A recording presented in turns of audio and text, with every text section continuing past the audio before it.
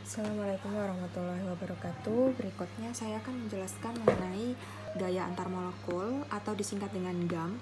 Jadi kalau dalam bahasa Inggris, jika kalian membaca sumber dalam bahasa Inggris itu tulisannya adalah intermolecule force. Inter itu berarti antar, karena di sini ada gaya di dalam molekul atau intra.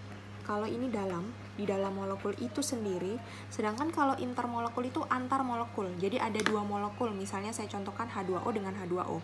Jadi bukan ikatan antara H dengan O, tapi ikatan antara molekul H2O dengan H2O yang lain.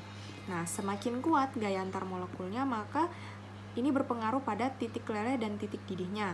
Titik leleh dan titik didihnya juga akan semakin tinggi. Nah, titik leleh titik didih itu berarti kan suhu di mana kita itu akan memutuskan interaksi antar molekulnya. Jadi maka dari itu kalau misalnya gayanya semakin kuat kan artinya molekul itu semakin lengket. Kalau semakin lengket berarti kan untuk memutuskan antara kedua molekul ini maka akan semakin sulit. Jadi kita butuh energi yang lebih besar atau titik leleh dan titik didih yang lebih besar atau semakin tinggi. Nah, gaya antar molekul sendiri itu dibedakan menjadi 4. Namun tetap ya, gaya antar molekul ini kan hanya berlaku pada senyawa kovalen. Kalau ditanya senyawa kovalen dan senyawa ionik manakah yang lebih kuat interaksinya, maka ionik tetap memiliki titik leleh dan titik didih yang lebih tinggi. Nah, jadi untuk yang pertama, gaya antar molekul yang paling lemah itu adalah gaya London atau van der Waals atau disingkat VDW atau dipol sesaat. Jadi ini hanya berlaku pada molekul-molekul yang bersifat nonpolar. Contohnya N2, O2, H2, ini molekul-molekul yang sejenis. Masih banyak lagi ya, F2, Cl2. Kemudian ada CO2 kalau molekul yang atomnya lebih dari 1. BF3 dan sebagainya. Ini untuk yang nonpolar. Nah, kemudian maksudnya dari gaya London ini, jadi anggapannya itu kalau dia nonpolar berarti kan dia polar itu kan artinya tidak memiliki kutub. Nah, anggapannya dia plus minusnya itu jadi 1. Seperti ini. Anggap aja ini adalah bentuk molekul. Dan kalau nonpolar berarti positif dan negatifnya, muatan positif dan negatifnya tidak mengarah ke salah satu ke arah manapun. Jadi dia berkumpul di satu titik. Nah, dikatakan sesaat itu karena elektron itu bersifat selalu bergerak. Elektron bersifat selalu bergerak sehingga sewaktu-waktu dia akan menjadi seperti ini. Jadi ini muatan negatifnya, ini muatan positifnya. Nah, kenapa di sini muatan negatifnya saya gambarkan bentuknya lebih bulat dibandingkan muatan positif? Karena negatif kan tempat berkumpulnya elektron. Atau di buku-buku tuh biasanya dilambangkan seperti ini. Nah, kemudian elektronnya bergerak lagi dan kembali lagi menjadi di satu titik. Seperti ini, dan seterusnya seperti itu. Jadi pada dasarnya sebenarnya baik molekulnya itu polar maupun nonpolar, dia tetap memiliki van der Waals.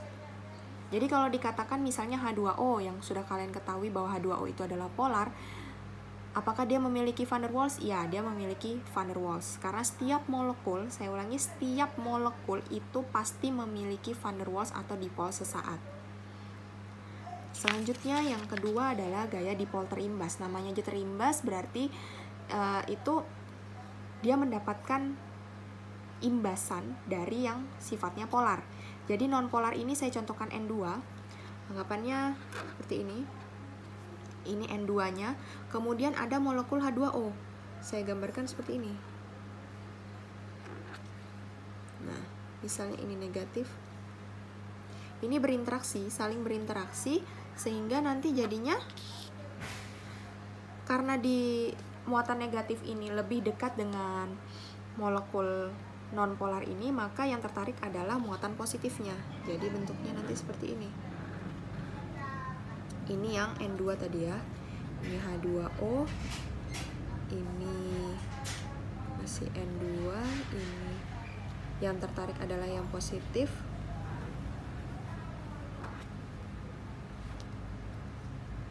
Ini H2O. Dan kembali lagi ke bentuk semulanya karena pergerakan elektronnya. Jadi tidak seterusnya dia menjadi bentuknya seperti ini. Dan itu siklusnya terjadi seterusnya.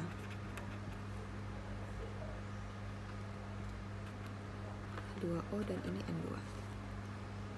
Nah, selanjutnya untuk gaya dipol-dipol, ini lebih kuat lagi ya dibandingkan dipol terimbas dan gaya London. Dipol-dipol itu sifatnya untuk molekul-molekul polar seperti H2O, NH3, dan sebagainya.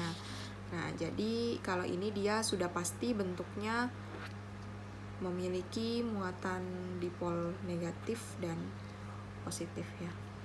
Boleh kalian lambangkan hanya dengan plus minus, boleh juga ada menandakan momen dipolnya seperti ini, bentuk S, seperti bentuk S ya. Kemudian yang terakhir yang paling kuat adalah ikatan hidrogen di antara gaya antar molekul yang lain, di mana ikatan hidrogen namanya saja hidrogen, berarti hidrogen ini berinteraksi antara dengan atom O, F dengan N.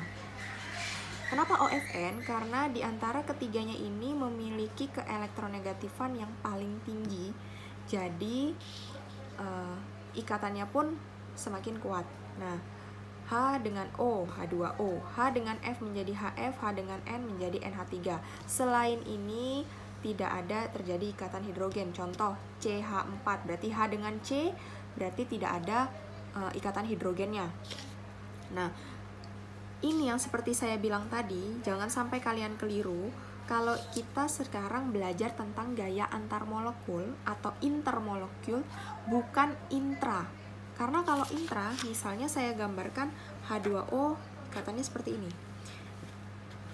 Ini saya gambarkan molekul H2O. Yang satu, kemudian saya gambarkan lagi molekul H2O yang lain. Yang namanya gaya antar molekul untuk ikatan hidrogen itu adalah interaksi antara molekul yang pertama dengan molekul yang kedua, tapi tetap interaksinya itu antara atom O dengan H, bukan H dengan H, seperti itu. Nah, seperti ini misalnya H dengan O-nya ini. Dan seterusnya seperti itu ya. Jadi bukan antara interaksinya ini. Kalau yang ini, yang di dalamnya, di dalam molekul itu sendiri, ini namanya adalah intra molekul force atau gaya di dalam molekul. Oke, sampai sini sekian materi hari ini. Terima kasih. Wassalamualaikum warahmatullahi wabarakatuh.